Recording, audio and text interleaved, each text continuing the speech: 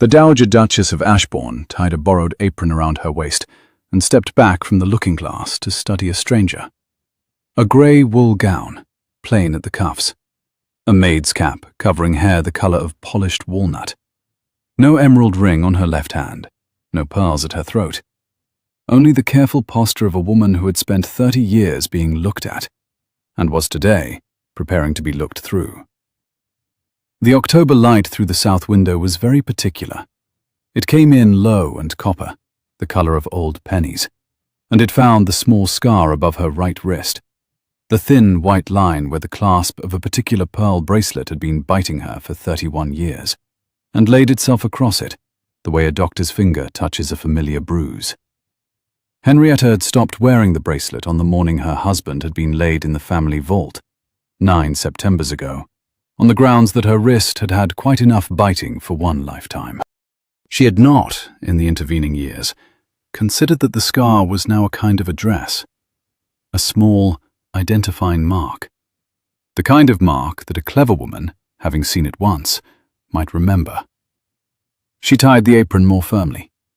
Outside, somewhere along the south colonnade, a magpie was making the irritable, repetitive clatter that magpies made in October. The elms had begun to give up their leaves a fortnight earlier. The long shadows now laid themselves across the gravel by 2:30 in the afternoon. The sound of the magpie was unromantic. Henrietta had always loved magpies for being unromantic. They were a useful corrective on the kind of day when one was preparing to do something faintly ridiculous in the cause of one's only child. "You will not get away with it." Her companion, Mrs. Bell, stood in the doorway with the disapproval of 40 years of service compressed into her folded arms. "Your son will notice the moment he walks into a room. He has known you all his life, Your Grace." "My son is in London until Thursday." Henrietta tucked a final strand of hair beneath the cap. "By Thursday, I will know whether the woman he intends to marry is the daughter she pretends to be, or the climber my husband's brother insists she is." The grey wool itched, very slightly, at the inside of her wrists. She had not worn wool of this weight against her skin since she was a girl of 17 in her mother's still-room, sorting late summer herbs into linen squares. The itch was, she noticed with a kind of cold amusement, the same itch. "And if she is the daughter? Then I shall have spent 2 days carrying tea." She turned. The apron was beautifully tied. The gown fitted as if she had worn one her whole life, which, in a way, she had, behind closed doors during a girlhood her own mother had refused to make easy. "And if she is the climber, my son will know it before he sets the date." Outside the window, the elms along the South Avenue were burning copper in the October afternoon. A travelling carriage had just turned in at the lodge gates. 2 horses, modest harness, no liveried outriders. Henrietta watched the carriage approach, and her hands grew very still on the apron. "That is her," she said. "That is your future daughter-in-law." Mrs. Bell did not soften her voice. "Walking into a house where her mother-in-law has dressed up as a chambermaid to test her. May the Lord see clearly what he has done." Henrietta did not answer. She had already crossed to the servants' stair. The carriage drew up at the foot of the South Terrace 17 minutes later. A footman handed down a tall young woman in a travelling cloak of dark plum wool, a colour Henrietta noted with reluctant respect. Not the timid grey of a girl hoping to please her future mother-in-law, but a deliberate, deep, almost autumn leaf plum. The girl set both feet on the gravel, looked up at the long stone face of Ashbourne Hall, and did not gasp. She also did not curtsy to it, the way most visitors did, half in awe. She looked at it the way a builder might look at a barn she'd been asked to make habitable. Then she turned and held out a gloved hand to the small figure climbing down behind her, a girl of perhaps 11, in a sensible blue pelisse, with a face like a serious owl. "Step where I step," the young woman said. "The gravel is loose on the right." The child stepped where she stepped. Henrietta, watching from the carved stone alcove that hid the side terrace from the drive, drew in a slow breath. Of all the things she had imagined finding in this Miss Charlotte Wickham, kindness, cunning, vulgar London polish, country shyness, she had not imagined this. The young woman had brought a sister, and was caring for her as if she were a queen. 5 minutes later, Henrietta crossed the marble hall with a tea tray in her arms, eyes lowered the appropriate 3 inches, and said in a voice carefully roughened around the vowels, "Miss Wickham, your room is ready. May I bring you tea in the small parlour, or would you prefer it upstairs?" Charlotte Wickham, 26 years old, 22 miles tired, and entirely unaware that the maid before her was the woman whose surname she was about to take, set down her travelling reticule and smiled. Not the painted smile of a London debutante, but the open, slightly weary smile of a woman who had had a long day and meant to be friendly. "In the small parlour, please. My sister has not eaten since Banbury, and there is more light there. What is your name?" "Bessie, miss." "Bessie." Charlotte stripped off her gloves. "Will you take Helen with you and find her something with butter on it? Anything with butter. She is impossible without butter." The child Helen looked up at Henrietta with the grave seriousness of a magistrate.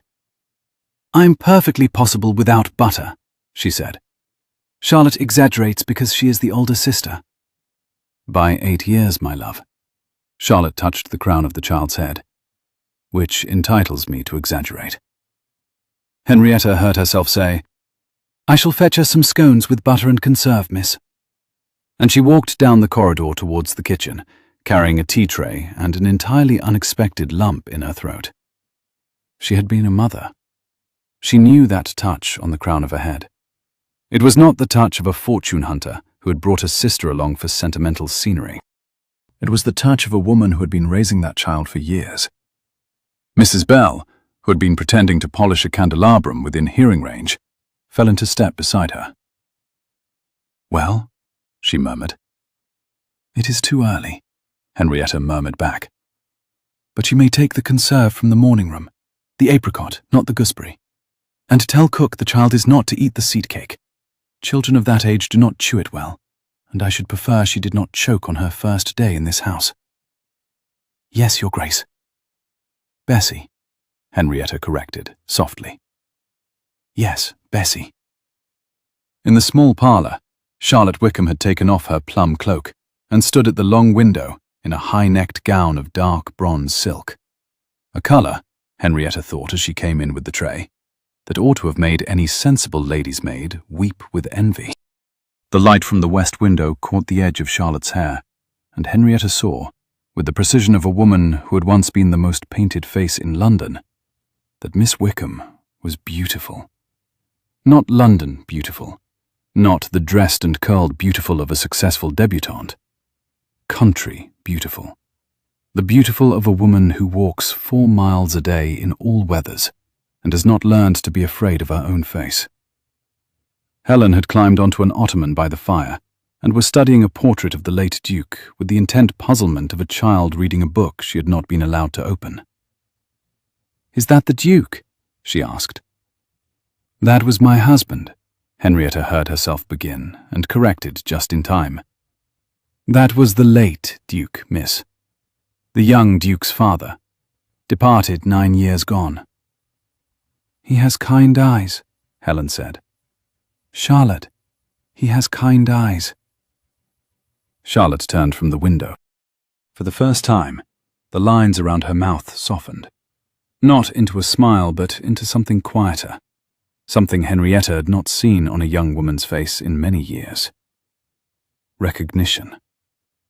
Charlotte Wickham was looking at the portrait of the late Duke of Ashborne, the way one looks at a face one has been told stories about. "He does," Charlotte said. "Adrian, the new Duke, described him to me at length last summer. He said his father liked to bring the dogs into the library and let them sleep under the writing desk." Henrietta set the tray down on a side table. Her hand was steady. Her heart was not. She had not told that story to anyone in 9 years.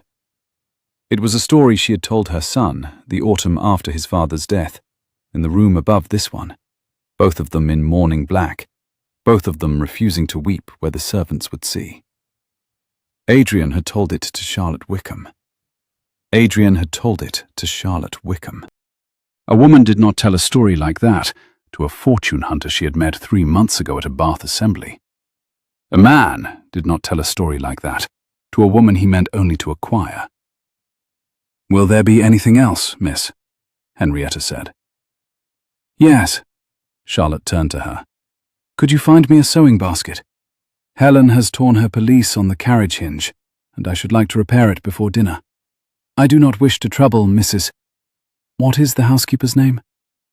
"Mrs. Bell, miss." "I do not wish to trouble Mrs. Bell with so small a matter."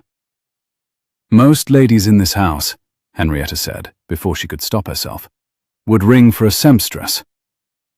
"Most ladies," said Charlotte, picking up her teacup, "have never tried to feed a sister on a curate's pension while sewing late into a candlelit January.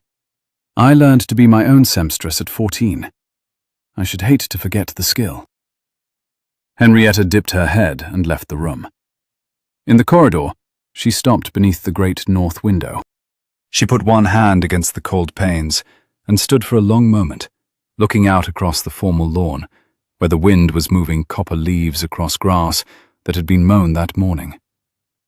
3 months ago, in the second week of August, Henrietta's husband's younger brother, Lord Marcus Ashborne, who had managed the Ashborne estates during her son's minority, and who had never quite recovered from being passed over by the title, had ridden up from Surrey on a rainy Tuesday and informed her, sitting in this very house, that Adrian's intended bride was the impoverished daughter of a Norfolk curate, with a brother who had run through the family's small inheritance and was now £8,000 in debt to a moneylender in Holborn. Marcus had insisted that the engagement was a transaction, that Charlotte Wickham meant to use the Duke's income to clear her brother's debts, that she would bleed Ashbourne dry within 3 years. Henrietta had listened in growing suspicion. Adrian had broken 3 engagements before this one, gently, with the careful kindness of a young man who had been raised to honor his own conscience. And Henrietta knew her son. He did not propose lightly.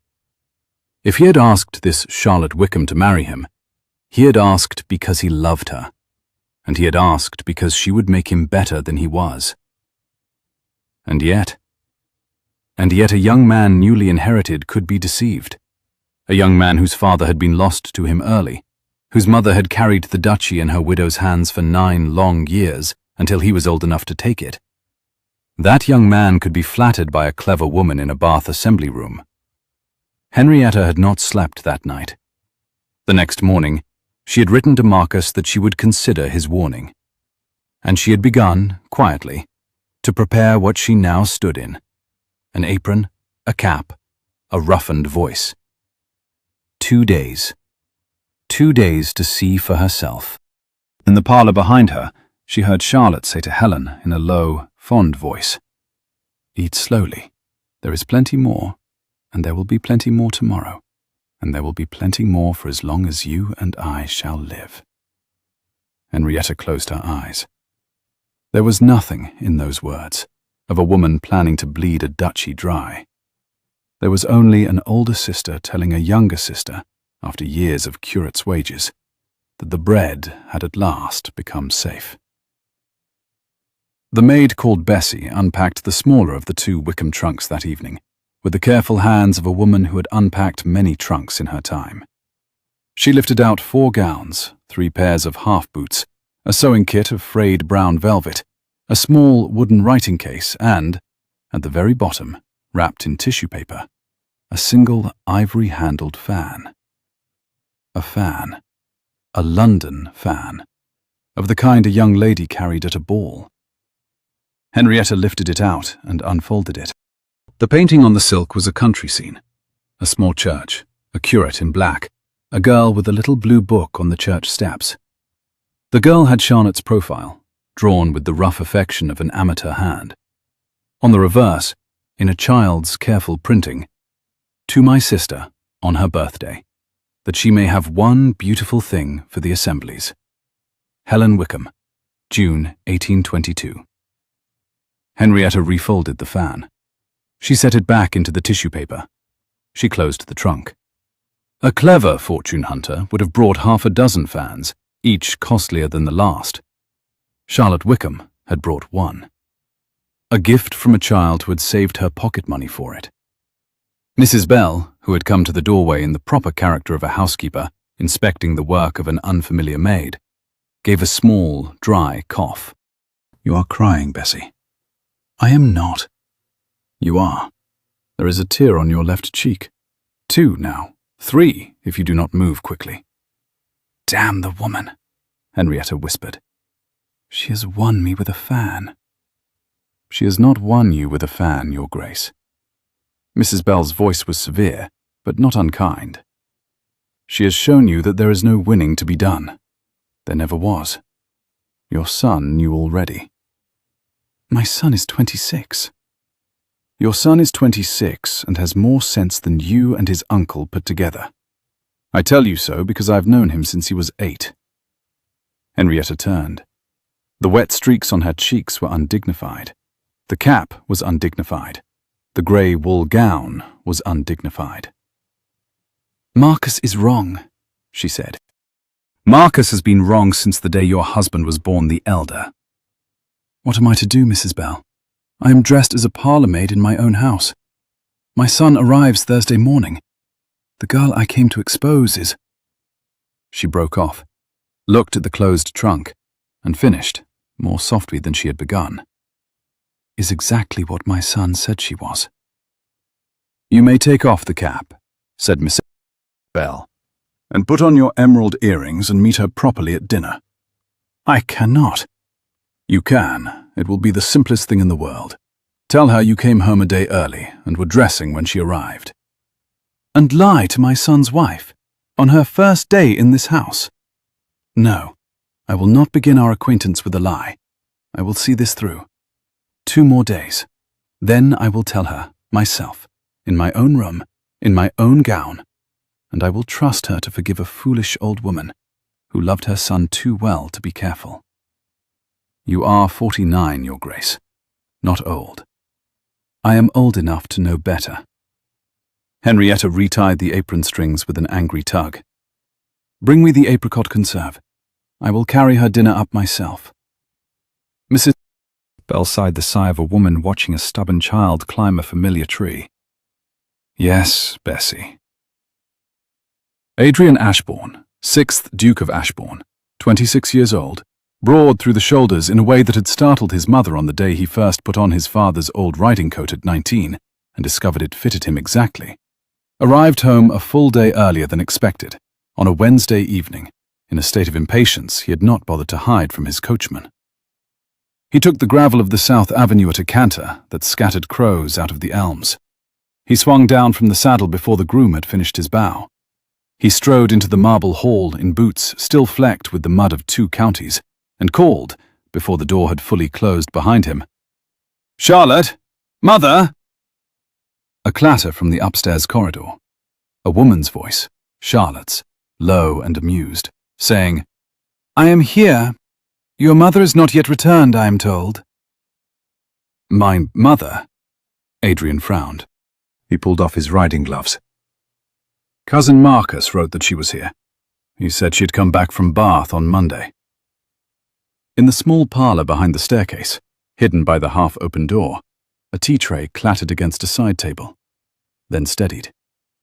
Charlotte appeared at the top of the stairs in the bronze silk gown, her hair loosely pinned, Helen half asleep on her hip in a flannel nightdress. She came down the stairs with the unhurried grace of a woman who had carried sleeping children down many staircases in her life. "She is not here," Charlotte said. "The housekeeper informs me she is expected tomorrow. I have been amply attended to. I have a sister who has eaten 3 scones. I have a room that is twice the size of our drawing room at home. And I have a duke who is muddy to his knees." Adrian laughed. He laughed in a way that Henrietta, listening from the dimness of the parlour with a teacup held very still in her hand, had not heard in 9 years. She knew that laugh. She had heard it last in the August of her widowhood. After that, the laugh had become rarer and more measured, and then it had simply stopped. Adrian had grown into the Duke first and the young man second, and the second had been quietly buried beneath the first. This new laugh, surprised, delighted, embarrassed, was the laugh of a young man who was in love. Henrietta set the teacup down soundlessly. She slipped out through the servant's door and stood in the back corridor with her hand pressed flat against the wainscot. She had been entirely wrong. About everything. Marcus had not been mistaken about Charlotte's brother. Henrietta had verified the man's debts herself before riding out from Bath. Marcus had not been mistaken about the £8,000. But Marcus had been catastrophically wrong about Charlotte. The brother was a fact. Charlotte was not the brother's accomplice. Charlotte was a woman who had built her life around protecting a child from the consequences of a young man's gambling, and who would, Henrietta knew now with the cold certainty of a parent recognizing another parent, have walked from Norfolk to Bath barefoot before she let her brother touch a penny of Adrian's money. The question was not whether Charlotte was a fortune hunter. The question was, what did Marcus want with the lie? Henrietta did not yet have the answer, but she would have it by Thursday night. Dinner that evening was a small one. The Duke, Charlotte, and Helen, who insisted on staying up because she could already see that this was the kind of household where children were allowed at the dinner table, provided they did not crumble bread into their water glasses. The maid called Bessie carried in the soup tureen. Adrian glanced at her once, the casual glance of a young man being served by a member of his own staff, and looked back at Charlotte without seeing his mother at all. Henrietta nearly dropped the tureen. Mrs. Bell, who had been pretending to oversee the footman at the sideboard, caught her by the elbow with the iron grip of an old conspiracy and steadied her hand. "Good God," Henrietta hissed under her breath. "He looked through me." "You are wearing a cap, Your Grace. He has known me 26 years. He has known his mother 26 years. He has never met Bessie. People do not see what they do not expect to see. You taught me that yourself when I was 22. Charlotte was speaking. Adrian was listening with the attentive stillness of a man hearing the only voice in the room. The dining room at Ashbourne, in the candlelight of an October evening, was a long, golden bronze chamber lined with portraits of late Ashbournes, whom Henrietta had been studying for 30 years, and whom Adrian had been ignoring, with mild filial respect, for slightly less. 2 heavy silver candelabra ran the length of the table. The candles in them had been lit at 6:30, and were now in their first hour, the flames steady, the light pooling on the linen in long, warm rings. The fire in the wide stone hearth at the far end of the room was burning oak. A spaniel, old, partly grey-muzzled, named Patience after a habit of her late master rather than a quality she possessed, slept on the hearthrug with one paw extended toward the fender. Charlotte's bronze silk took the candlelight and gave it back as something quieter, the colour of weak tea, or of the gilt on the spine of a much-used Bible. "My brother William," Charlotte was saying, "is in London. He sends his apology that he could not be here to meet you. He has affairs that have detained him." "Yes," Adrian said. "I imagine he does." A beat. Charlotte set down her spoon. "How much do you know?" she asked. Adrian set down his. "I know about the moneylender in Holborn. I know about the 8,000. I've known since June. My solicitor inquired discreetly before I asked you the second time. I asked you the third time anyway." Charlotte was very still. Helen, who had been arranging her bread crusts into a little crescent at the edge of her plate, looked up at her older sister and said, with the appalling clarity of a clever 11-year-old, "Has William done it again?" "Yes, my love." Charlotte's voice did not shake. "He has done it again." "How much?" "More than last time." "I am sorry," Helen said gravely, and went back to arranging her crusts. The silence in the dining room was the kind of silence that has weight. Henrietta, standing in the half-shadow behind the sideboard, with the soup tureen warm against her hands, did not move. "I will not pay him," Charlotte said to Adrian. "I have told him. I told him in May. I told him in June. I told him in July, in August, and the first week of September. If you pay him, the moneylender will not be the last. He has the disease that runs in the third sons of impoverished gentlemen, and you cannot cure it by paying." "I know." "You will be asked to pay." "I expect to be asked." "By Marcus." Adrian's hand closed slowly around the stem of his glass. "Marcus has spoken to you." "Marcus has written to me." Charlotte's voice was unchanged, calm, steady, the voice of a woman who had spent 5 months refusing to be afraid. "3 times. The last letter arrived a fortnight ago. He told me that if I broke the engagement of my own accord before the announcement appeared in the Gazette, he would settle William's debts privately and ask no further questions. He proposes that I write to you tomorrow, saying I have realized I cannot accept your hand." Henrietta nearly dropped the tureen for the second time. "He offered you £8,000, Adrian said, to break our engagement." "He offered me £8,000 to break our engagement." "And you came here anyway?" Charlotte met his eyes across the table. Helen, with the diplomatic instinct of an 11-year-old who has watched many adult conversations, slid carefully off her chair and went to feed crusts to the spaniel by the fire. "I came here," Charlotte said, "because if I had taken the 8,000 and run, Marcus would have come for you next." She paused. "Whatever he wants from this household, it is not the loss of a fortune-hunting bride. It is something larger, and I would rather face it beside you than from a curate's house in Norfolk, reading the news a fortnight late in a borrowed Times." Adrian was silent. He looked at her for a long moment. Then he reached across the linen tablecloth and laid his hand, palm up, on the wood between them. After a heartbeat, Charlotte set her hand into it.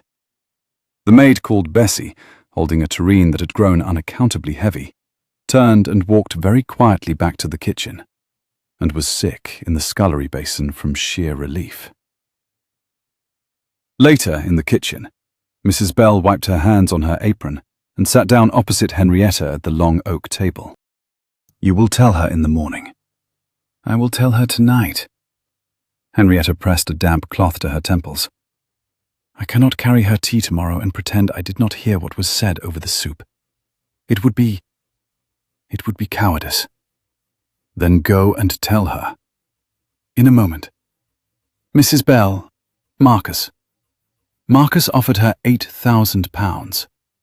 Where would Marcus find £8,000? Not from his own pocket. Lord Marcus is a man of expensive habits and modest means." "Then he is acting for someone else."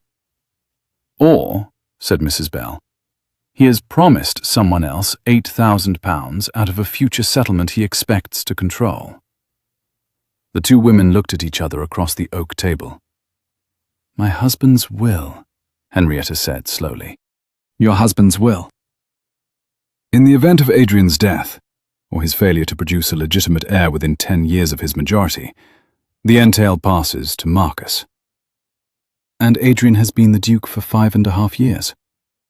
"Marcus has 4.5 years to engineer a childless Duke, or a finished one." Mrs. Bell's mouth thinned.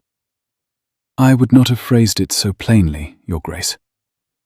"I am Bessie tonight. Bessie phrases things plainly. The Duchess of Ashborne would have phrased it in 3 subordinate clauses and a French verb." "Then Bessie may go upstairs and tell the future Duchess of Ashborne that her future mother-in-law has been serving her tea for 2 days. I will keep watch at the foot of the staircase." Henrietta rose. She untied the apron. She took the cap off her hair and shook it loose, and the polished walnut fell down past her shoulders, and for the first time in 3 days she looked her age, which was 49, and her station, which was a duchess, and her resemblance to her son, which was unmistakable. Mrs. Bell watched her go up the back stairs and said to the silent kitchen, May the Lord see clearly what he has done. Charlotte was sitting in the window seat of the blue bedchamber with Helen asleep against her shoulder, a single candle on the sill behind her, and a folded letter open in her lap. She did not start when the door opened. She had been waiting for it. "Your Grace," she said. Henrietta paused on the threshold. "You knew?" "I have known since this afternoon." Charlotte did not move. She did not want to wake Helen. "Bessie, I am from Norfolk. There are perhaps 800 maids in this county, and I have met most of them. None of them have hands like yours. You have a thin white scar on the back of your right wrist, exactly where a duchess wears a pearl bracelet that the clasp keeps biting. Adrian described it to me in Bath in August. He was telling me about the day his father gave you the bracelet, and how the clasp had been biting you ever since, and how Mr. Lawrence had refused, at your request notwithstanding, to paint out the mark in the library portrait." "Damn Mr. Lawrence and his impertinence." Adrian thought it characteristic. He was right. He has a great eye for a mother. Charlotte adjusted the sleeping child against her. "I did not say anything at tea because I did not know whether you intended to keep up the masquerade for an hour or for a fortnight, and it seemed presumptuous to interrupt either." 2 days. Henrietta came forward and sat down at the foot of the window seat, slowly, mindful of her knees. 2 days was the plan. It has accelerated. Yes, my future husband does have the unfortunate habit of arriving when he is not expected. His father had the same. It is genetic, I think. You will not break him of it." "I do not intend to break him of anything," Charlotte said, "except perhaps the impulse to pay my brother's debts." There was a pause. "You ought to despise me," Henrietta said. "For what?" "For dressing as a parlour maid to test you. Your Grace, I have spent 6 years protecting an 11-year-old child from a brother who would sell her teaspoon if she left it out at breakfast. If I despised every guardian who tested an outsider, I should have despised myself first. You were guarding my husband-to-be. I cannot be angry at that. I was guarding my sister. They are the same office." Henrietta found, for the second time that day, that her eyes were wet. "I came home from Bath, thinking I should find a clever climber. I have found instead a woman who would have walked from Norfolk barefoot before she let her brother touch your money." "I would have walked," Charlotte said. "I packed half-boots in case I had to." "You ridiculous girl." "I am 26. I have not been a girl in some years." "You are about to marry my son. You are still a girl. You will be a girl until you are 40, at which point you will become a duchess, and the world will treat you with the precise terror it has accorded me for 30 years. And you will spend approximately 1 afternoon a year missing this stage of your life. I recommend that you remember it carefully." Helen stirred. Charlotte murmured something into her hair, and the child settled. "I have a sister," Henrietta said, quietly. "I should say I had. She married into Cornwall 31 years ago, and we lost her to a fever 3 winters later. She used to sleep against my shoulder exactly that way.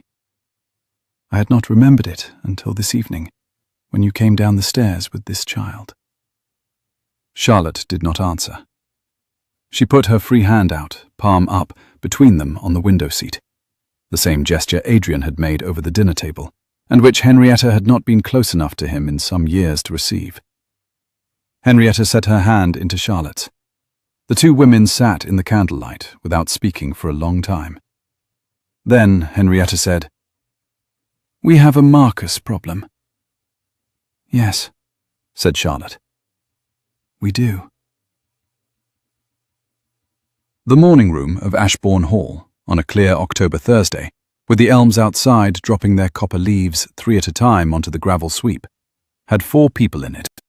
The Duke of Ashbourne stood at the window with his arms folded, the morning sunlight catching the dark gold of his hair, and making him look, his mother thought, exactly like his father had looked in the August of 1804, when he had decided to refuse the French ambassador's invitation to a private breakfast. That is, like a man who had already finished thinking, and was now simply waiting for the rest of the world to catch up. The Dowager Duchess of Ashborne, in a high-necked morning gown of dark indigo silk, with her walnut hair restored to its proper coil and her emerald ring restored to her left hand, sat at the writing desk with 3 letters spread in front of her. Miss Charlotte Wickham, in the bronze silk of the evening before, refreshed by a clever morning sash of forest green, sat opposite the Duchess, with the calm posture of a chess player 2 moves ahead. Mrs. Bell stood beside the door in the precise pose of a housekeeper who had heard nothing and would, if asked, swear so on her mother's Bible. "Read it again," Adrian said.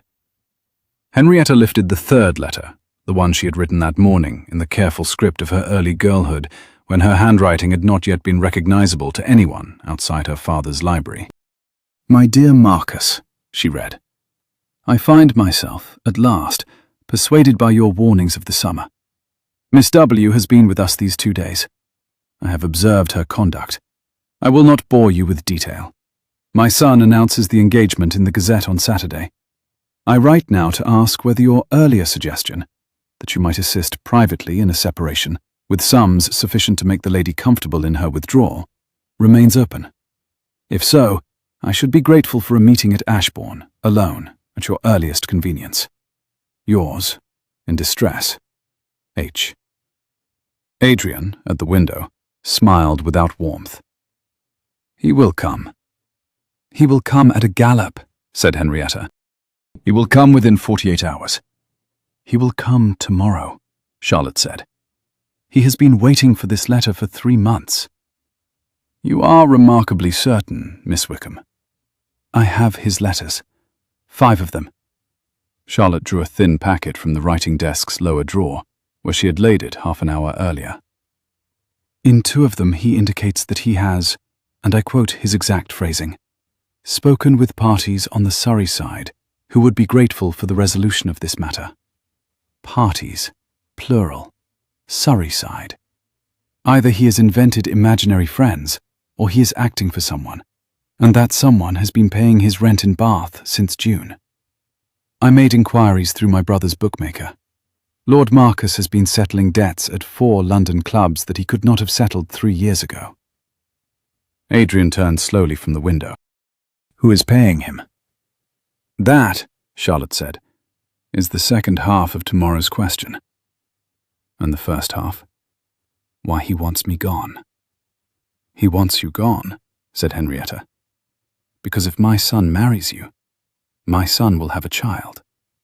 And if my son has a child, the entail will never reach Marcus. As long as the engagement was broken or delayed, the door remained open. He has been holding the door open for 3 years."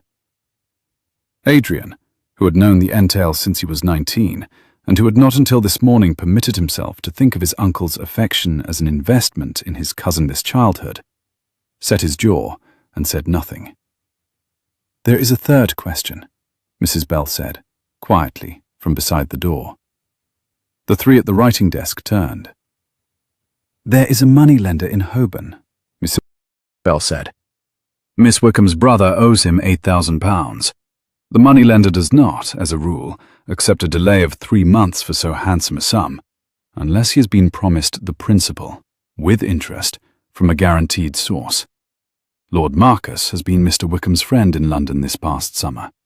Mr. Wickham has been seen riding with him in Hyde Park." A small, cold silence. "My brother," said Charlotte slowly, "has been riding with Lord Marcus. 3 times in August, twice in September." "Then he is in it." "He is in it up to the neck." "He believed," Charlotte said, her voice very even, "that Marcus would buy off my engagement, so that he could continue to live as he wished without my interference. He believed that Marcus had a fatherly concern for the dignity of the Ashbourne line. He is not. Adrian, I want you to understand this. He is not a wicked man. He is a weak man with a habit and a creditor. Marcus has used him. Marcus has used both of you, Adrian said. Yes. How shall we use him in return? 3 pairs of eyes turned to him. Adrian unfolded his arms. He crossed to the writing desk. He set his hand flat on the wood beside his mother's 3 letters, and Henrietta noted, with a stab of something she had not felt about her son for several years, that his hand had grown to the precise shape of his father's. Broad, square, very still. My uncle Marcus, said the Duke of Ashborne, has been, I take it, the recipient of a small fortune from someone unknown. Some Surrey gentleman, some London company, some interested cousin of mine I have not yet been told about. We do not yet know who. We do not yet know what they want from this duchy, beyond my failure to produce an heir. We have 1 letter, Mother's, that will bring him here within 48 hours, believing himself to be on the verge of victory. We have, in this room, 3 witnesses to whatever he chooses to say when he arrives.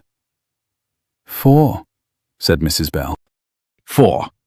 Mother, you will be in the small parlour, dressed as a duchess, ready to receive him. I will be, apparently, in London. He will not, until the precise moment, know that I am here. Mrs. Bell will conduct him in and stand at the door. Miss Wickham, Charlotte, will be in the next room with the door ajar, and at the moment of my uncle's most candid admission, I will walk in from the library. And then? Said Charlotte. Then he will have to choose, said Adrian, between telling me who he has been working for and being committed to a court of law for the attempted defrauding of his brother's heir. I shall, of course, ask him very kindly. Once, twice, if I'm feeling sentimental. Henrietta looked at her son. You have planned this, she said, in approximately 4 hours. In approximately 4 hours, with 2 cups of coffee and a great deal of help from my future wife. You are your father's son. I sincerely hope so. Henrietta picked up the letter to Marcus and folded it. Mrs. Bell crossed to the bell pull. Charlotte slipped Helen, who had appeared at the morning room door in a sensible nightdress and a great deal of curiosity, back upstairs with a promise of preserves and a kiss to the parting of her hair. In the hall, as Henrietta passed her son on her way to the corridor, she paused.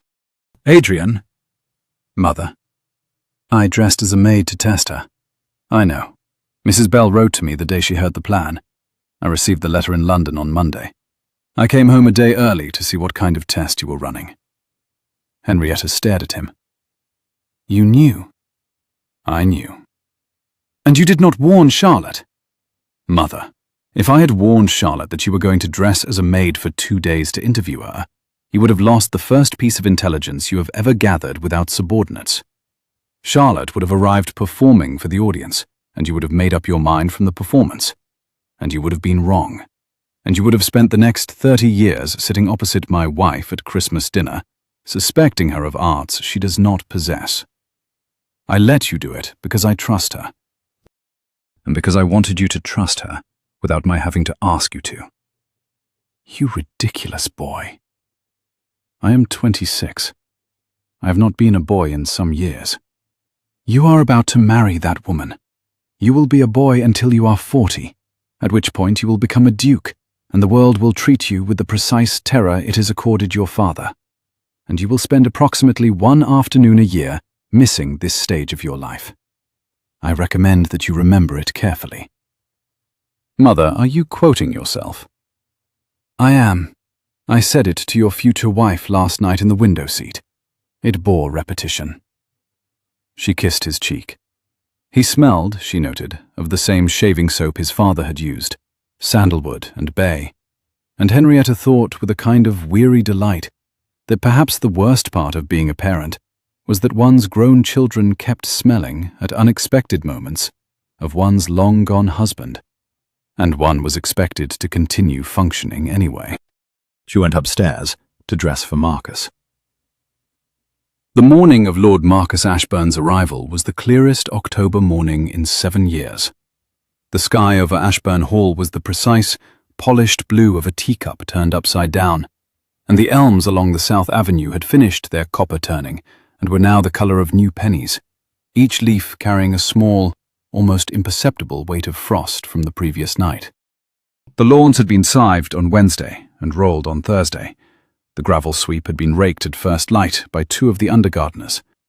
The long hall fire had been laid by the parlour maid Bessie, that is, by the same parlour maid whose apron had recently been folded in the linen press, and whose cap had not, after some discussion, been burnt, at 6 in the morning, and was now burning in the manner of a fire that has been laid by a person who knows the precise architecture of an old hall flue, exactly hot enough to be welcoming, and exactly low enough not to suggest extravagance. Henrietta had been awake since 5. She had bathed, very slowly, in lavender-scented water at 5:30, on the principle that one ought to receive a treacherous brother-in-law with one's nerves carefully composed. She had eaten a small breakfast of buttered toast and weak tea at 6:30. She had been dressed in the indigo silk by her own maid by 7:30, with the Ashbourne emerald at her throat, the pearl rings on her fingers, the small chip of pearl in her left ear, which had been her wedding gift from her husband 44 years ago. She had spent the next 3 hours in the writing room, going over, with Adrian and Charlotte and Mrs. Bell, the exact choreography of what would happen when Marcus walked through the door. The choreography had 3 positions and 4 moves. Adrian would be in the library, behind the connecting door, with the inkstand and the 7 sheets of writing paper Mrs. Bell had laid out on the desk in advance. Charlotte would be in the small drawing room beyond the parlour, with the connecting door open exactly 1 1/4 inches. Wider would catch the eye, narrower would not catch the sound. Mrs. Bell would stand at the parlour door in the precise pose of a housekeeper waiting to be dismissed. Henrietta herself would sit at the writing desk by the south window, where the light would be at her back, and Marcus's face would be in the light, and where her own hands could rest, plausibly composed, on a stack of 3 letters she did not, in fact, need. By 10 o'clock, all 4 of them were in position. By 1:15, the parlour maid Bessie, who had returned that morning to being the parlour maid Bessie, since the choreography required a maid to bring tea, and Henrietta would not be in a position to make tea while sitting at the writing desk, was crossing the marble hall with a heavy silver tray on which sat a teapot, 2 cups, a small jug of milk, and a single dish of plain biscuits. By 11:15, the rattle of post-chaise wheels was on the gravel. Lord Marcus Ashburn, 4th son of the 4th Duke of Ashburn, 41 years old, handsome in the way of a man who has been told he is handsome since he was 9, and has therefore never had to work to keep the trait in good order, arrived at Ashburn Hall on Friday morning at 11:15, in a hired post-chaise rather than a private travelling carriage, and was shown into the small parlour by Mrs. Bell, with the precise civility of a housekeeper who knew exactly which silver to lay out and which silver to lock away. He kissed his sister-in-law's hand. He admired the indigo silk of her morning gown.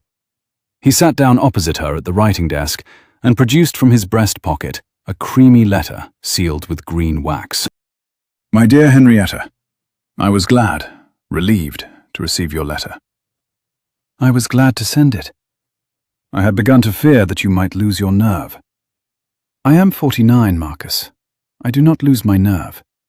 I lose my patience. Quite. Well, practical matters. Marcus laid the letter on the desk between them. I have the document here. It is a simple letter of withdrawal that Miss Wickham would write in her own hand. We will send it to her at Norfolk this afternoon by my own courier. £8,000 in promissory notes, payable on her signature, to be transferred to her brother's account at Coutts. Adrian will receive the news on his return from London, in time for him to recover his dignity before the Gazette announcement on Saturday. The matter ends in tears, of course, but quiet tears. You are very generous, Marcus. I am very fond of my nephew. Are you, said Henrietta pleasantly, very fond of his future heir? Marcus paused. Half a second, no more. His future heir, he said, equally pleasantly, is a hypothetical young person we have not the pleasure of meeting yet. Quite. About that. I have a question, Marcus, if I may put it directly. Of course. How much Henrietta said, very pleasantly. Is the Surrey gentleman paying you for Adrian's failure to produce one? Marcus did not move. He did not, to his credit, change colour. He did not stammer. He did not look at the door. But Henrietta, who had spent 30 years at the dinner tables of men who had practiced diplomatic blandness from the cradle, saw the exact quarter-second tightening at the corner of his mouth that told her she had hit the centre of his target on the first arrow. Henrietta, Marcus said gently, I do not understand the question. The clock on the chimney-piece ticked twice. The fire in the grate, which had been laid by Bessie at 6 and tended by an under-housemaid at 10, popped a single small report from a piece of apple wood that had not quite dried. A robin, on the south sill outside the window, hopped along the stone and disappeared into the yew hedge. Henrietta did not move. She watched her brother-in-law's hands. Marcus's hands were beautiful, long-fingered, lightly tanned, with the slightly old-fashioned silver ring on the smallest finger of the left that he had worn since university. And they were, she noticed, very still. That was the tell. A man entirely innocent of a question would have moved his hands. Marcus's hands had stopped. I think you do. 5 letters to Miss Wickham, 3 rides with her brother in Hyde Park, rent paid to your landlord at Bath since June from an account that is not yours, subscriptions at 4 clubs in London that you could not have managed 2 years ago, and the £8,000 on this desk. Whose money is it, Marcus? Your information, my dear, is inaccurate. My information is from Coutts. Coutts will not divulge. But Coutts is owned by Mr. Coutts, and Mr. Coutts was a great friend of my husband's, and Mr. Coutts is godfather to my son. I asked him on Tuesday. He told me on Wednesday. A small, brittle silence. You will not, Marcus said more quietly, find the gentleman in question pleased that you have asked. I shall not be asking him. You will. I see. The door from the library opened. The Duke of Ashborne came into the small parlour in his shooting coat, with the dust of 2 counties still on his boots, which Henrietta thought was a particularly nice touch. He had ridden out to the gatehouse and back specifically for the boots, and stood at the centre of the room with his hands behind his back and his face very still. Uncle Marcus. Marcus rose, automatically, the way a man who has lived 41 years in deference to titles rises when a duke enters a room. Adrian, I had not thought. No, you had not. Adrian did not invite him to sit. I have been in the library these 40 minutes. I have heard most of what was said. The part I missed, my mother will repeat for me at lunch. Sit down, Marcus. Marcus sat down. I have one question, said the Duke of Ashborne, and you will answer it once, in this room, with my mother as witness. If you do not answer it, you will leave this house in the next 10 minutes, and I will instruct Coutts and 4 other parties to investigate every account you have touched in the past 4 years. By Christmas, you will be ruined. Do we understand each other? Adrian, do we understand each other? Yes. Who is paying you to break my engagement? Marcus looked down at the letter he had brought. He looked at his sister-in-law in her indigo silk. He looked at his nephew in his dusty boots. He looked, finally, at his own hands. Lord Helmsley, he said, of Surrey, with the support of his eldest daughter, Lady Anne Helmsley, whom you may recall meeting at Brighton in May of last year. They had thought, Lord Helmsley had thought, that you and Anne might come to an understanding. He believed himself encouraged in this hope by certain remarks of mine made in the autumn of 24. When you instead became engaged in August, Lord Helmsley wrote to me. He believed, he continues to believe, that Miss Wickham is unsuitable. He has provided funds for the encouragement of her withdrawal. The sum has been, £15,000, of which 8,000 was earmarked for Miss Wickham herself. And the remaining 7,000 was to be paid to me upon successful conclusion. Marcus, Adrian, you sold me to a Surrey gentleman who wanted me for his daughter, without consulting me, for £7,000 and the satisfaction of seeing your brother's son married to a woman of your own choosing. that is... That is precisely what you did. Marcus did not answer. The fire in the grate had burnt down to a steady, dark red bed. The applewood was gone. 2 pieces of seasoned oak had taken its place, and the oak was burning the way old oak does, slowly, without sap, with the dry, attentive heat of a fire that intended to be useful for some hours. The smell was the smell of any October parlour in any well-kept house. Oak smoke, beeswax from the chimney-piece, the faint, cool drift of yew from the open window. The smell of a room that had been lived in by people who had taken some care. Henrietta breathed it in. She had loved the smell of this room for 30 years. She had walked into it as a bride of 18. She had walked out of it, briefly, in the August of her widowhood. She had, since then, used it as her writing room, her interview room, the room in which she received the rector and the rural dean and the steward and the wine merchant and the dressmaker and any other visitor whose business was too small to require the long drawing room. It was, in many ways, her favourite room in the house. She had a small, private vow, which she had never spoken aloud, and was certainly not going to speak now, that no member of her own family would ever again be permitted to use it for the kind of business Marcus had been using it for that morning. The library door opened a second time. Charlotte Wickham came into the small parlour in the bronze silk gown and the forest green sash, with Helen by the hand, and stopped beside the Duchess's chair. Marcus rose for the second time. Miss Wickham. Lord Marcus. Sit down, Lord Marcus. You have business with my future husband, and with my future mother-in-law. You will have business with me presently. Charlotte set Helen carefully on the ottoman by the fire and turned. But first I have a question, and you will answer it. Where is my brother? Marcus, sitting again, looked at her with something Henrietta watched with great interest. Surprise, perhaps. Some calculation. A small alarm. Your brother is in London. My brother William left London on Wednesday morning. His landlady in Holborn informed my maid by post. 2 letters reached me at 10 o'clock today. One from her, one from a clerk at Beresford & Sons, whom my father had once helped into his post, and who has remembered the favour. He has not been seen since. He owes the moneylender £8,000. Tomorrow is the day the moneylender has set for the principal. If he does not appear with the moneylender, who is, as you know, an unsentimental gentleman, will inform certain parties about the irregularities in my brother's commission accounts at Beresford & Sons, and my brother will be arrested for embezzlement before Sunday. Miss Wickham, I did not know about Beresford. You did not need to know. You needed only to be the kind of man who believed he could buy my brother's loyalty with a private credit line and a fashionable horse. You used him.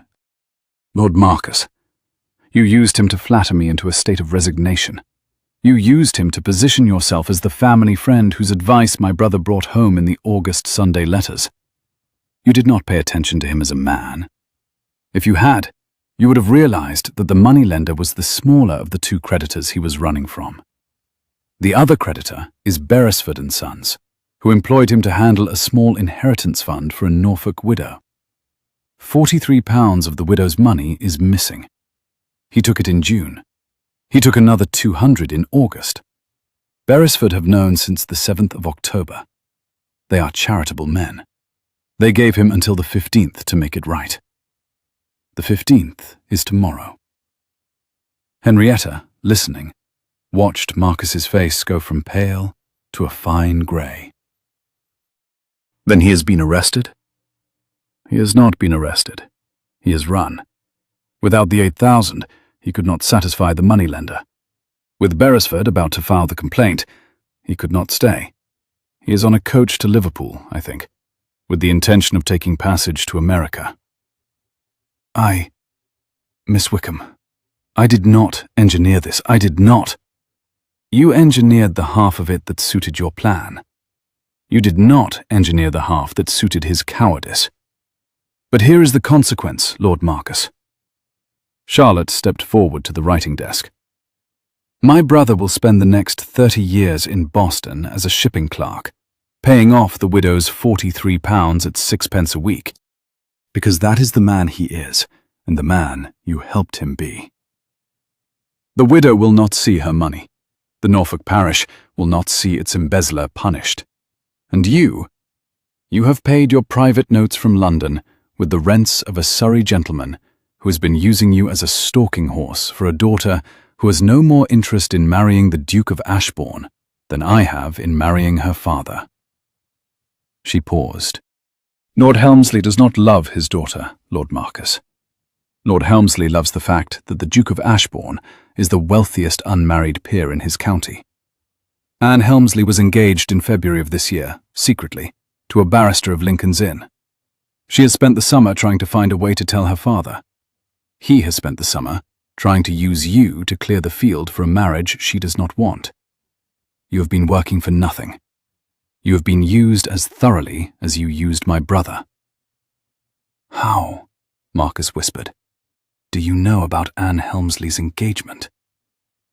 My future husband's solicitor inquired in London on Tuesday. The Duke of Ashborne unfolded his arms. My uncle, he said quietly. You will write a letter, now, in this room, to Lord Helmsley, returning the £8,000 you have not yet disbursed and the £7,000 you have.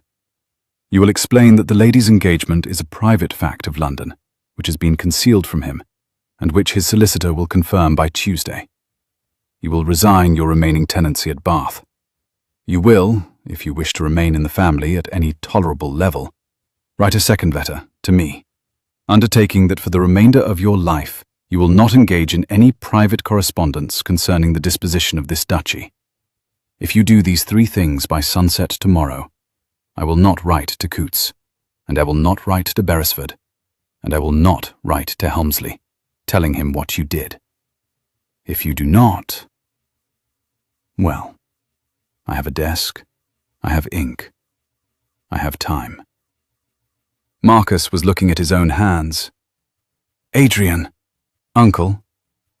Mrs. Bell stepped forward, soundlessly, with a fresh pen and an inkstand. Marcus took the pen. His hand was shaking. Charlotte, Henrietta noted, looked at the shaking hand with neither pity nor cruelty, but with the precise, grey-eyed assessment of a woman who had seen many men shake while signing many letters, none of them as deserved as this.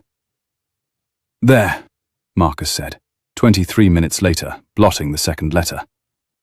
Will that be sufficient? It will be a beginning, said the Duke of Ashborne. Mrs. Bell will see you to the door.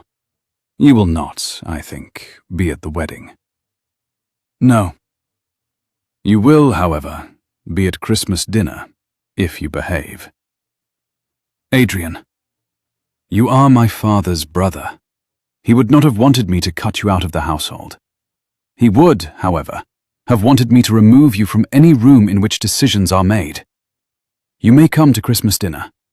You may not come into the library again. Marcus rose. He bowed stiffly to Henrietta. He bowed less stiffly to Charlotte.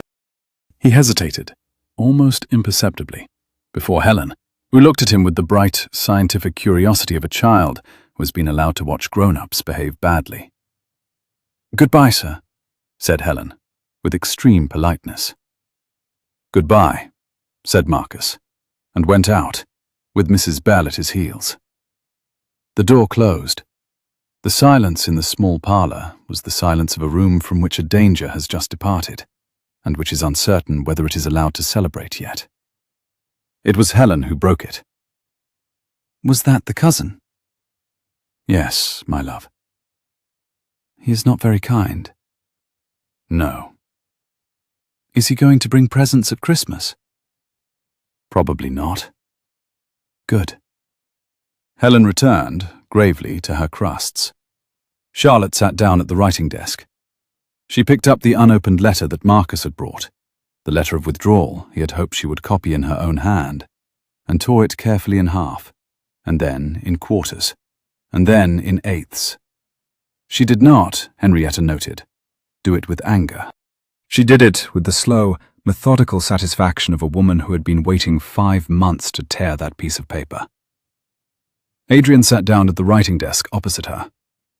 "Will you marry me?" he said. "I have said yes 3 times already." "I should like a 4th. "Yes." "In November?" "Yes." "And Helen will live with us?" "Yes." "And the chestnut filly father bought in the spring of 1820? We shall give her to Helen to learn on." "Yes." "And your brother?" There was a pause. "My brother," Charlotte said slowly, "is on a coach to Liverpool. If you wish to do me an unrequested kindness, send a man after him with sufficient money for an honest passage, and a letter telling him that he is to make himself useful in Boston as a clerk, and not to return to England until he has repaid £43 to the Norfolk widow with his own labour. Do not pay his 8,000. The moneylender is a businessman. He will write off the principal as a bad debt, provided his other clients are not informed. Do not protect William from the consequence of what he is. He has used me for 10 years. He may now make a life that does not include using me. I owe him no more." "Yes." "And Beresford and Sons. Pay them the £243 of the Norfolk widow's money, with interest from June. I would have done it from my own savings. I have it in the bank at Norwich. But you may pay it from this household if you prefer. It will be the family's first wedding gift." "In a sense, it will." Helen, by the fire, looked up. "Charlotte, may I have a scone?" "Yes, my love, you may have all the scones." "All of them?" "All of them, forever." Henrietta, watching her son and her future daughter-in-law across the small parlour, felt very tired and very content, and very much aware that the woman who had walked through her front door 2 days ago in a plum cloak with her sister had been, from the first instant, more capable of running this duchy than she had been at 26, and that this was no small comfort to a Duchess of 49 who had quietly been wondering for 9 years who would take the burden off her after Adrian married someone she could not respect. She had been spared that. She had also been spared the embarrassment, mostly, of having been wrong about it. She rose. "I will leave you two to plan a wedding. Mrs. Bell and I have something to attend to in the kitchen." "Mother." Adrian rose too. "Yes." "Thank you." "For what, my son?" "For dressing as a maid for 2 days. You will mock me with that for 30 years. At least. I shall earn the mockery." She kissed Charlotte's cheek. She kissed Helen's parting. She paused at the door and looked back at the 3 of them. Her son, his future wife, the small child by the fire who would, in 8 more years, be a young woman in the bronze silk of an Ashbourne ball. And Henrietta found, to her enduring surprise, that for the first time in 9 years, she did not feel that she was holding the duchy up alone. She went to the kitchen. The afternoon settled into the long quiet of an October house. The small parlour had emptied of its disgraced cousin and its torn letter and its uneaten plate of biscuits. The servants had not yet been called to dress for dinner. The master and mistress had not yet begun to require anything. The sun, which had been the colour of old pennies that morning, was now the colour of a polished tea-urn. It laid itself across the long carpet of the central corridor in 3 uninterrupted slabs of light, separated by the wood of the panelling and the slight, almost imperceptible drift of dust that lived in the air of any old house, no matter how diligently the maids beat the rugs. Charlotte spent the afternoon writing letters. 2 letters. One to the Norfolk parish, addressed to the Reverend Mr. Allenby, who had been her father's friend. That first letter explained, in 20 careful lines, that Mr. William Wickham had left the country in regrettable circumstances. It promised that the matter of the Norfolk widow's missing £43 would be settled by Tuesday, by an honourable channel she was not, at present, at liberty to name. The second letter was to Beresford and Sons of Holborn. It requested the precise amount of the deficit and offered payment in full, plus 6% interest from the date of the irregularity, on condition that no public statement be made and no formal charge brought. The second letter Charlotte did not seal. She set it on the writing desk and laid her hand on it for some moments, the way a woman lays her hand on a letter she has been waiting 8 years to write. Henrietta, passing in the corridor on her way to consult with the head gardener about the seasonal pruning of the south yews, looked through the half-open parlour door. She saw her future daughter-in-law sitting in the bronze silk gown, with one hand flat on a sealed letter and the other hand resting open on the writing desk blotter. Charlotte was not weeping. She was simply, deliberately, taking the next 3 breaths that the next 8 years had been waiting for her to take. Henrietta did not interrupt her. She closed the parlour door an inch, only an inch, enough to give Charlotte privacy without giving her solitude, and went on, in her indigo silk, to the south yews. In the kitchen, Mrs. Bell put the second batch of bread to rise. The dough was a long, pale ribbon under her hands. She folded it, turned it, folded it again, with the careful inattention of a woman who had been kneading dough since she was 9. She thought in succession about the apron in the linen press, the cap which she would not, despite her mistress's instructions, be burning, because Holland was Holland, and one did not burn good linen. The question of whether Lord Marcus would behave, in the long run, like a man who had been chastened, or a man who had been merely scared. And the question, more important than any of the others, of what particular wedding cake she would propose to make for a duke whose mother was eccentric, and a bride who was practical, and whose small, grave sister-in-law preferred her sweets without much frosting. By 6 o'clock, the long shadows had crossed the gravel sweep and were climbing the south face of the house. By 7, the lamps in the corridors were being lit. By 9:30, the household had eaten its dinner in companionable, exhausted quiet. Helen had been put to bed in the blue bedchamber with a small ceremony involving a candle, a glass of milk, and a careful kiss from her sister on the precise crown of her head. The Dowager had retired to her own apartments. Mrs. Bell had retired, ostentatiously, to the housekeeper's room, on the understanding that she would not, in fact, retire to bed for another 2 hours, and that she could be relied upon to put out the corridor lamps when the master and his future bride had concluded whatever business had been keeping them up.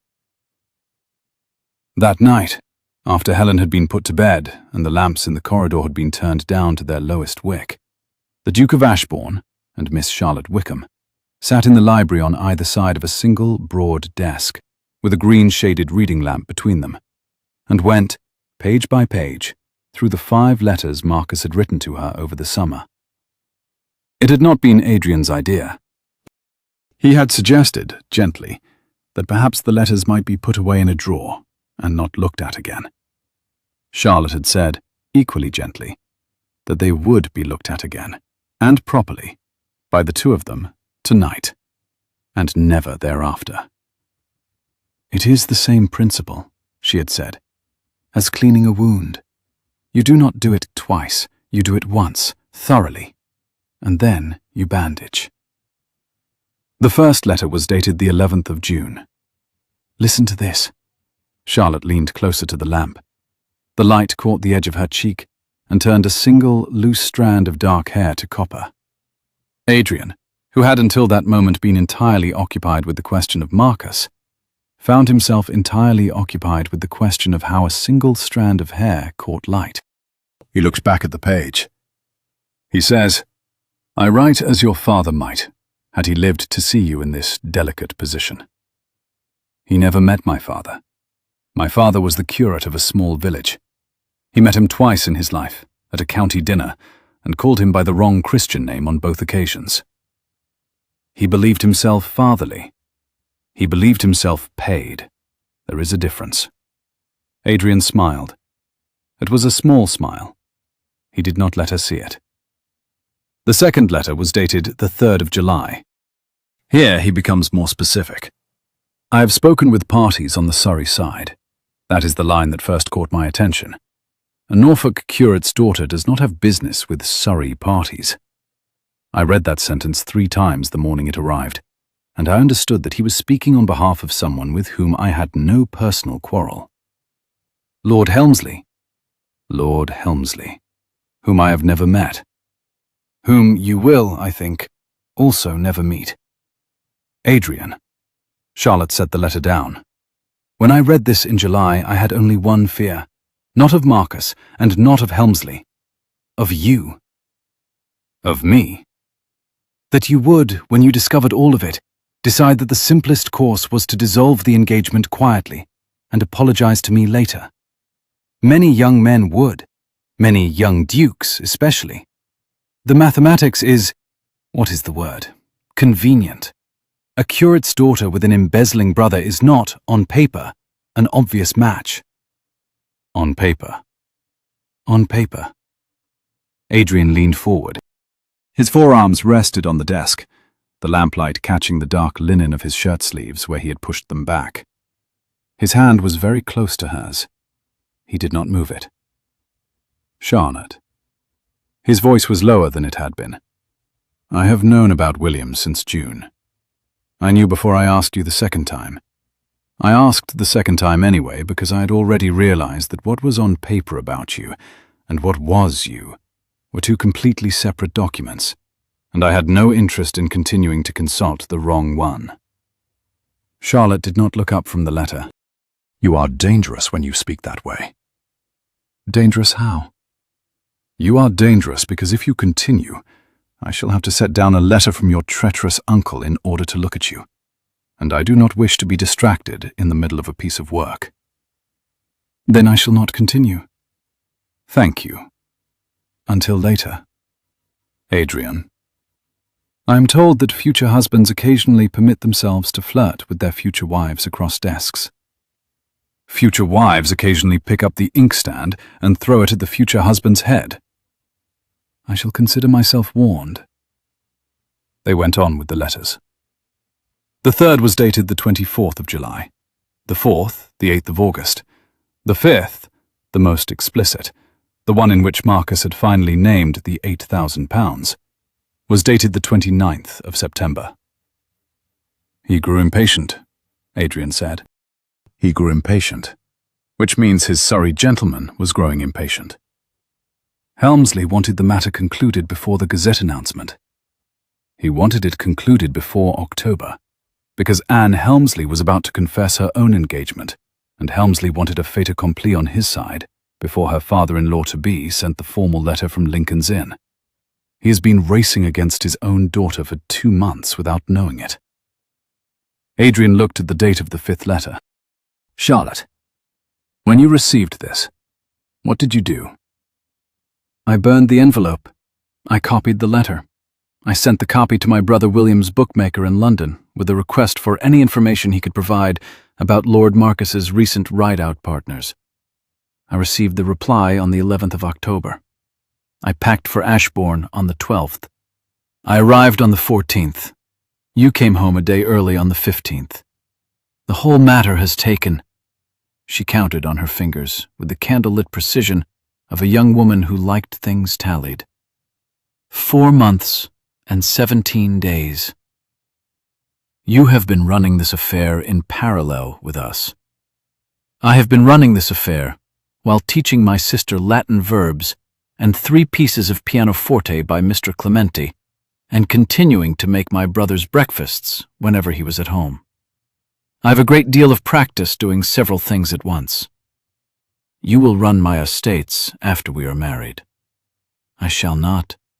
I shall run some of your estates, the ones that interest me, and you shall run the others.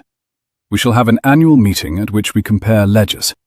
The estate that has been more profitably managed in the calendar year wins a private dinner of the winner's choosing.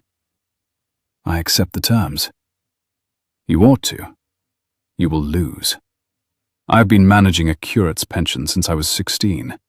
You have been managing a duchy for 5 years, and you still do not, I noticed at lunch, know what an audit of dairy accounts looks like. That is unfair. It is precise. I shall teach you in November. In November I shall have other priorities. In December, then. He laughed. It was not a careful laugh. It was the loud, helpless laugh of a man who has just discovered that the woman he intends to marry will, for the rest of his life, occasionally win an argument by simply noting that he is wrong, and that he will enjoy it. Charlotte, blotting the corner of a letter that had absorbed a stray bead of ink from the desk, did not look up. You laugh well. I am told it is genetic. By whom? By my mother, this morning. She said I laugh like my father, and that she had not heard the laugh in 9 years until you came down the stairs with Helen in your arms last night. The lamp guttered, briefly, on a draught from the window.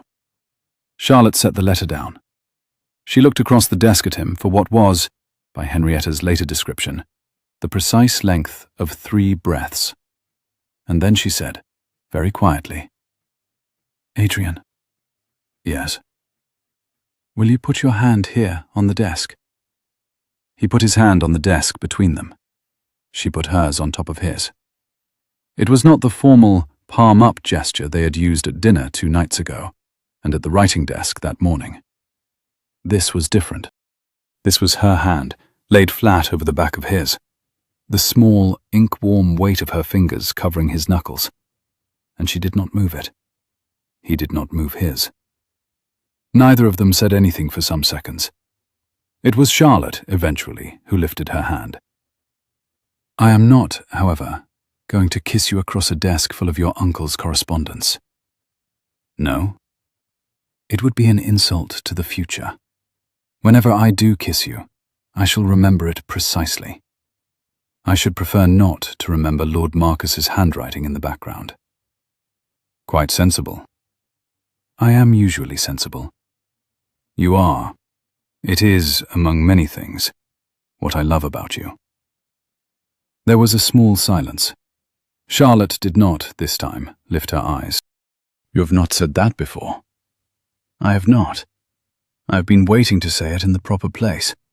A library at midnight, the night we discovered which gentleman in Surrey was paying for the dissolution of our engagement, was not the proper place. I have been planning a south terrace at sunset, a hand in a hand. But I find, Charlotte, that I cannot quite govern my tongue tonight, and I will not waste a chance. Then say it again. I love you. Once more. I love you. Thank you. I shall hold you to it. You will not be permitted to retract it on the grounds of midnight or correspondence. I shall not retract it on any grounds. Good. She did not say it back. He did not ask her to. He understood exactly why she would not. That there was a piece of the romantic stagecraft she meant to claim for herself on a day she had chosen, in a place she had chosen, after a deliberate pause that would frame the words properly. Charlotte Wickham did not improvise where she could plan.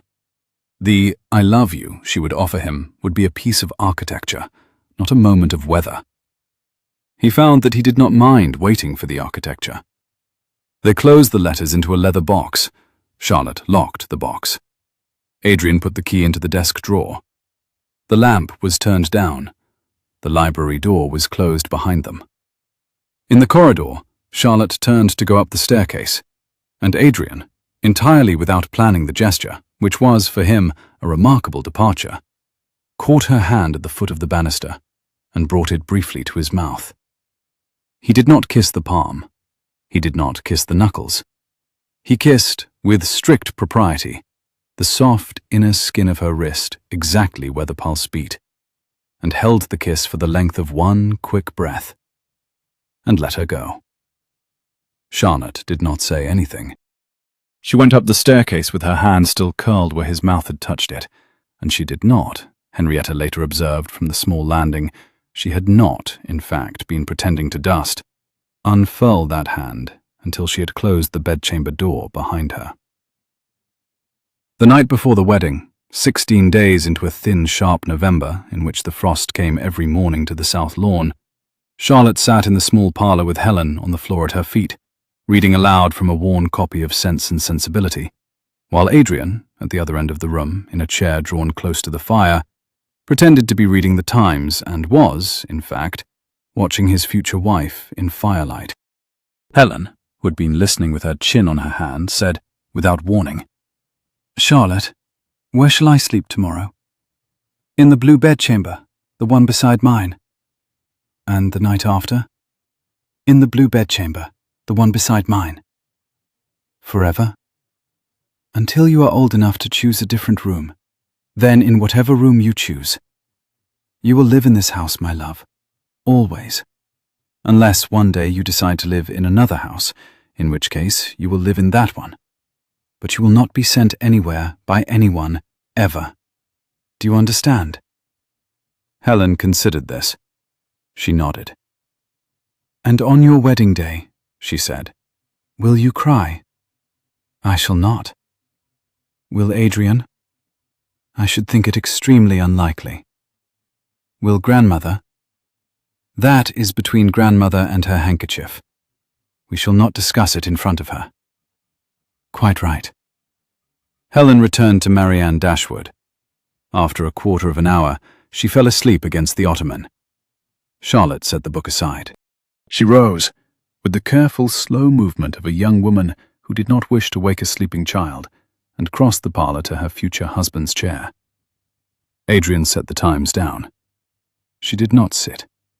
She stood in front of him, between his knees in the firelight, in the dark winter rose silk gown that had been altered that morning for the next day's ceremony. And she looked down at him, with the assessing grey eyes of a woman who had decided, sometime in the previous half hour, to take possession of a particular piece of architecture before the wedding made it routine. "Adrian." "Yes." "I have not yet said it back." "You have not. I have not asked. I have been waiting for the proper place. The proper place was supposed to be in the morning, at the altar, with 20 other people listening. I find I do not wish to share it with 20 other people. I wish to say it here, in this parlour, with Helen asleep, with your mother at the dower house, with Mrs. Bell pretending not to listen at the door." "Mrs. Bell is in the kitchen." "Mrs. Bell is at the door. I heard her 3 minutes ago. She is curious." Adrian rose from the chair. He did not, even then, reach for her. He let his hands stay at his sides. "Charlotte." "I love you," Charlotte said, quietly, in the firelight. "I have loved you since the second week of August in a Bath assembly room, when you said something unforgivably kind to a stranger about your father, in a voice you did not know I overheard. And I went home that night and wrote a name on a piece of paper and folded it into a book where my brother would not find it. I have loved you since June, when you asked me the second time, and I knew, even before you said it, that you had already inquired about William. I have loved you since the moment, 2 weeks ago, when I came down the staircase carrying Helen and saw you in the marble hall, in 2 counties worth of mud, and understood that you had ridden home a day early because you could not bear to be late to the woman you intended to marry.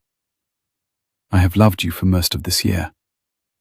I am very glad to be allowed, finally, to say so out loud." Adrian was quiet for a moment. "Charlotte, may I kiss you now?" "Yes." He kissed her. He kissed her the way a young man kisses a woman he has been waiting for some months to kiss properly.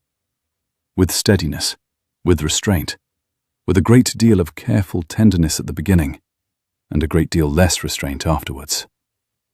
The fire crackled. Helen slept on the rug. From the corridor came, audible if one listened carefully, the small dry cough of Mrs. Bell removing herself, having heard quite enough. When Charlotte stepped back, after some considerable time, she put both hands flat against his chest and said, in a voice that was not entirely steady, "We shall need to be married tomorrow." "Yes." "At 10 o'clock." At 10 o'clock. Sharp. Sharp. And Adrian? Yes? You smell of your father's shaving soap. Your mother told me on Friday. I had wondered. I am pleased to confirm it. My father would have liked you. I should have liked him. We shall walk past his portrait together tomorrow, after the service, on our way to the dining room, and I shall greet him properly. She rose on her toes and kissed him once more, briefly, on the corner of his mouth, and went to gather a small, grave, sleeping, owl-faced child into her arms and carry her up the staircase to the blue bedchamber where she would sleep that night, for the last time as a Wickham. Adrian stood by the fire and watched them go. He was, Mrs. Bell later told the Dowager Duchess in the kitchen over a quiet pot of chamomile tea, smiling the foolish smile of a man who has been kissed in the right room at the right moment by the right woman, and who has discovered that the worst thing about being a duke is having to find time, between estate business, to feel that particular kind of foolish. He looked, Mrs. Bell said, like his father. He always did, said Henrietta. More so. Yes, more so. The two of them sat by the kitchen fire and drank chamomile tea, and Mrs. Bell, who had been a young housemaid at Ashbourne the night Henrietta herself had been kissed in a small parlour by the late Duke before her own wedding 42 years ago, did not need to point this out, because Henrietta, who remembered everything, was already pointing it out to herself. After a long pause, Mrs. Bell rose and crossed to the linen press in the corner. "Well," said Mrs. Bell. "Well, the cap and the apron are in the linen press. Burn them." "They are perfectly good Holland." "Then give them to a proper maid. I do not want to see them again." "Yes, Your Grace." "And Mrs. Bell." "Yes." "You wrote to my son." "I did." "On the second day of my preparations." "I did." "You ought to be dismissed." "I ought." "I should have to find another housekeeper. It would be tedious. I should have to look at resumes. I should have to interview 6 women in cap and apron in this very kitchen and dislike all of them. It is not worth the inconvenience. You may remain." "Thank you, Your Grace." "You will, however, never again countermand my schemes by writing to my son." "I will, however, write to your son the next time you propose to dress as a parlour-maid in your own house." "There will not be a next time, Mrs. Bell. I have learned my lesson." "You have learned half a lesson, Your Grace." "Which half?" "The half that says you may not deceive a future daughter-in-law for 2 days without paying for it in tears at 4 in the morning." "And the other half?" "The half that says you may, occasionally, trust your son." "Ah." Henrietta sat down at the long oak table. She rested her elbows on the wood, which she had not done since she was 19, and her father had told her that duchesses did not rest their elbows on tables, and looked at the woman who had been her co-conspirator in the running of Ashbourne Hall for 30 years. "You are quite right, Mrs. Bell." "I am usually right." "You are.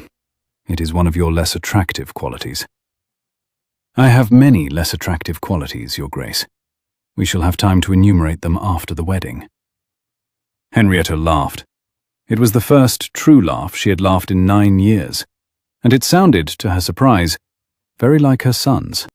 The Duke of Ashbourne married Miss Charlotte Wickham of Norfolk on the 17th of November in the small parish church on the Ashbourne estate, in a private ceremony attended by the Dowager Duchess, the bride's 11-year-old sister, 3 Norfolk neighbours, 4 old friends of the late Duke, and the curate who had baptized the bride 26 years earlier, and who wept openly through the entire service.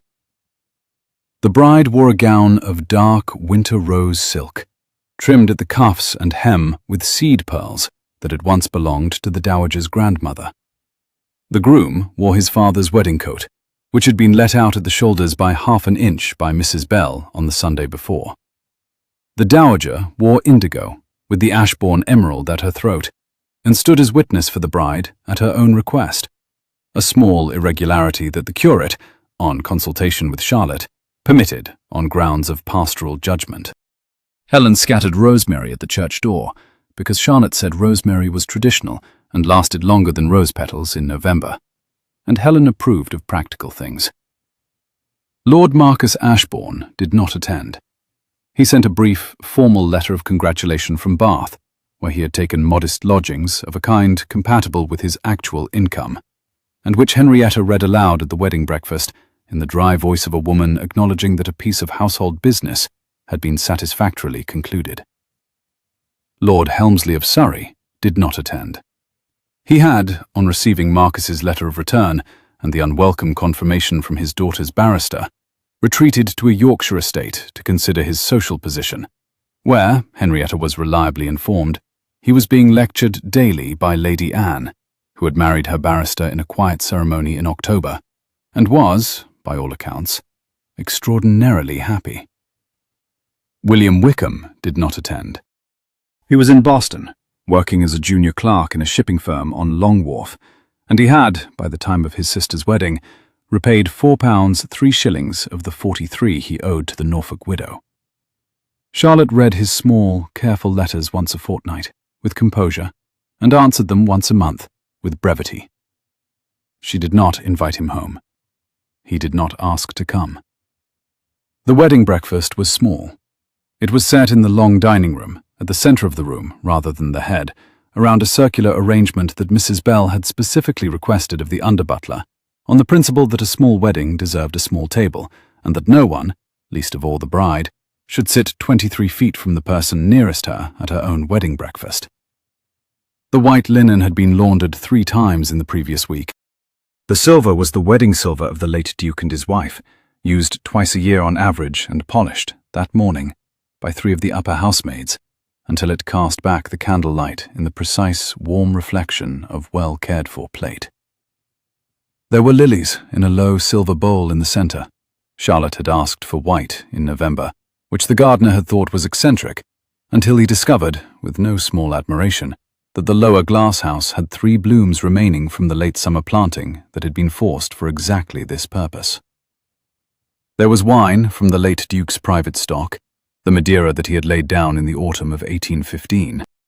There were 3 small toasts, one from the curate, one from the Duke, and one from Helen, who had stood on her chair, declared with magisterial solemnity that this was the happiest day she could remember, and sat down again with the composure of a child who had taken approximately 4 months to write the speech and intended to live by it. But the laughter at it, Henrietta thought, was the kind of laughter she had not heard in this house in 9 years.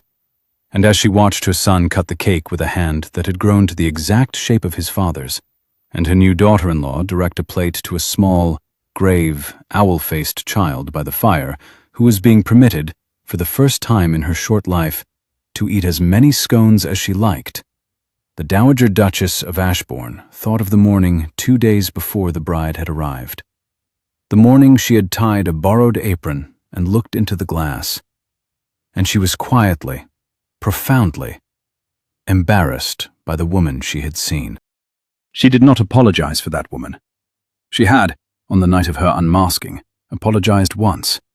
Charlotte had received the apology, accepted it, and refused to allow it to be repeated.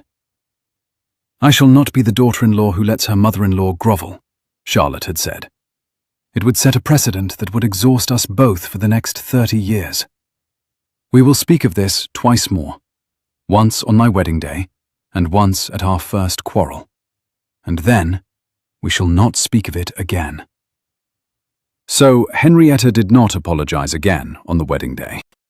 She only walked over, when the cake had been cut, and put her hand on Charlotte's hand on the back of the chair, and said, quietly, in the new daughter-in-law's ear, "I am very glad it is you." "I know," said Charlotte. "I knew when you came in with the apricot conserve." "You did not." "I did. I thought to myself, that woman has too proud a wrist for chamber work. And then I thought, she has come down the back stairs to see who I am. And then I thought, she has done it because she loves him. And then I thought, She and I are going to do very well together. You have a great deal of arrogance for a curate's daughter, Charlotte. I have a great deal of certainty, mother. Charlotte said the word casually, as if she had been calling Henrietta by it for years. It is not the same thing. Henrietta squeezed her hand and went to find Mrs. Bell, who was, of course, already standing by the door of the dining room with 2 glasses of the late Duke's good Madeira. 6 months later, in the May of 1827, the Duke and Duchess of Ashborne, accompanied by a small grave child of nearly 12, walked out across the south lawn of Ashbourne Hall to plant a row of cherry saplings along the path that led from the rose garden to the long pond. It had been Charlotte's idea. The path had no shade, she had said in March, and shade was civil. And so a row of cherries, 6 of them, were ordered from a nursery in Kent, and arrived on a wet Thursday morning, and the gardener and 3 undergardeners had prepared the holes the day before. Helen carried the smallest of the saplings, because she had insisted on planting her own. Charlotte carried a wicker basket that held, among other things, a small loaf of fresh bread wrapped in clean linen, 2 apples, and a flask of warm tea, because the planting was expected to take some hours. Adrian carried nothing.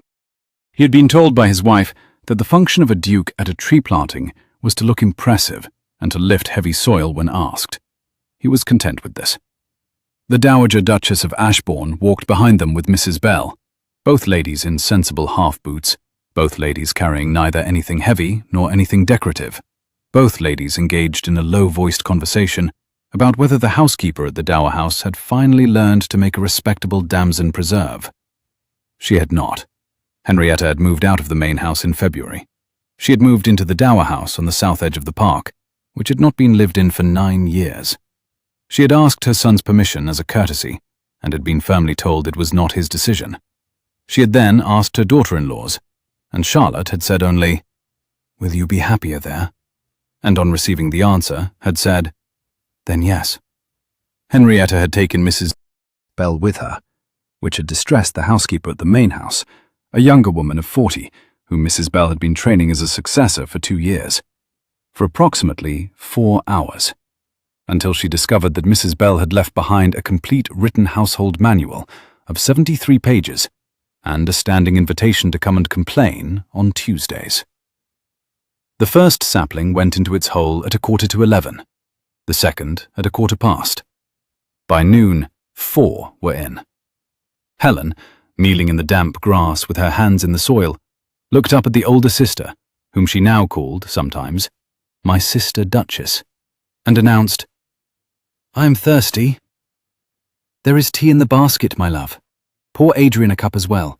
He has been pretending to look impressive for an hour, and I think he is tired of it." "I am not tired of it. It is what I am for." "You are also for lifting the 5th one." "Quite right." Adrian rolled up his sleeves. He bent. He lifted the 5th sapling. The shirt strained across his shoulders. Charlotte glanced once, sidelong, at her husband, with an expression Henrietta, sitting on a folded carriage blanket some yards away, recognized with great amusement. The expression of a young wife who has been married 6 months and has discovered, to her quiet satisfaction, that her husband remains as handsome in mud as he was at the altar. Adrian set the 5th sapling into its hole. He glanced sidelong at his wife. Henrietta looked away, because there were limits to what a mother-in-law ought to witness on a public lawn, even at her own family's tree planting. Helen brought her a cup of warm tea. "Grandmother, my love, Charlotte says that when these trees grow, I shall be 16, and the cherries will fall on the grass, and we shall have to make a great deal of jam." "That is correct." "Can I make jam?" "You can make jam. You can also make preserves, conserves, jellies, and a quite revolting thing called marmalade. We shall start with jam." "Will you teach me?" "I will teach you. Mrs. Bell will help. Your sister will supervise.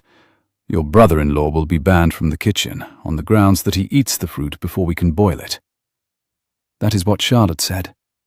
"Charlotte is correct. She is usually correct." I should like you to remember that when, in 8 or 10 years, you reach the age at which you decide you have outgrown your older sister's advice, she will still be correct. You will simply be temporarily deaf. I will remember, grandmother. Helen kissed her cheek with the careful deliberation of a child to whom kisses had been, until recently, rare and rationed. She went back to the planting.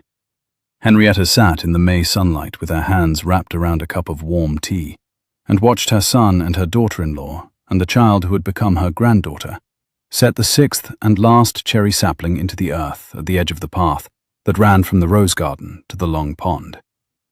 She thought, with the same quiet astonishment she had been carrying for 6 months, I tied an apron round my waist and went to test her.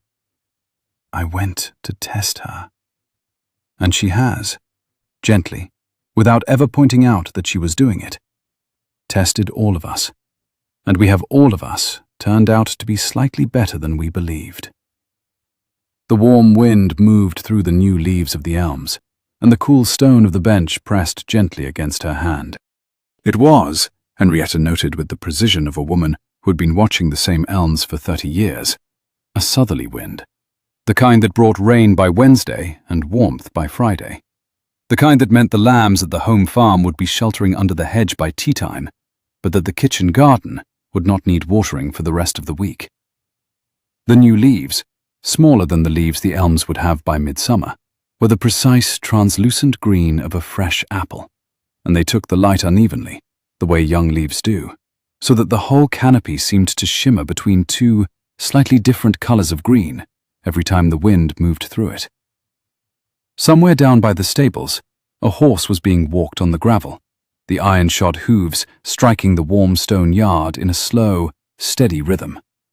Henrietta could hear the slow, deliberate clop of shod hooves and the murmur of the head groom's voice. Somewhere in the kitchen garden, beyond the yew hedge, a wheelbarrow was being trundled along the brick path.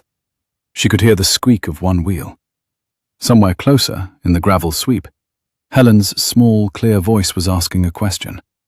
Henrietta did not catch the question, but she caught Charlotte's quieter answer, and the answer made the Duke laugh, and the laughter, carried on the southerly wind, sounded, Henrietta thought, with a small, private satisfaction, like the laughter of a man who had been laughing only 6 months and intended to make up for the years he had lost. Mrs. Bell, beside her, did not speak for some moments. She was watching the same scene Henrietta was watching.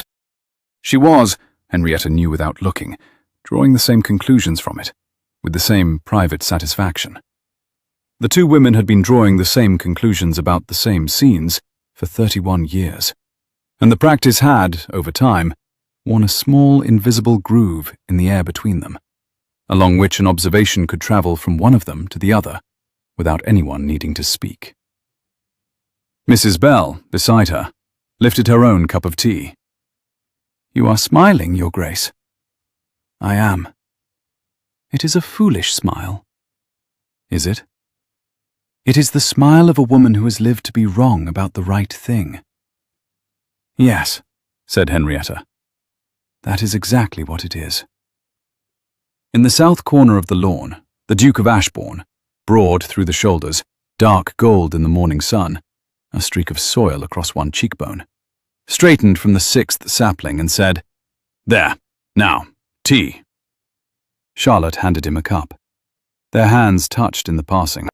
Helen put her own small palm flat against the bark of the sapling and said, with the gravity of a child making a vow, Grow well. I will look after you. The cherry sapling, having no opinion on the matter, swayed slightly in the May breeze, and from the Dower House chimney across the park, a thin plume of smoke rose into a sky the colour of fresh blue silk. Because Mrs. Bell, having anticipated, as she always did, the exact moment at which the planting party would want a hot luncheon, had instructed the Dower House cook, before she left, to have a soup ready by noon. It was, in fact, noon, and the soup, when they walked up to it, was apricot, made from the last jar of the previous summer's conserve. Because some traditions, in some houses, begin in the most unlikely places, over a borrowed apron and a maid's cap, and a tray carried down a back stair by a duchess who had once believed she was clever enough to test her son's wife, and who had been, in the end, taught a great deal more than she had set out to teach. If you have ever judged someone before you met them, and lived long enough to be wrong about it, you may know what the Dowager Duchess of Ashborne felt that morning. Stay with me for the next story, where another house with a great deal of pride learns a similar lesson. And tell me, in the comments, the first time you discovered that the person you had quietly distrusted was, instead, the person who would save you.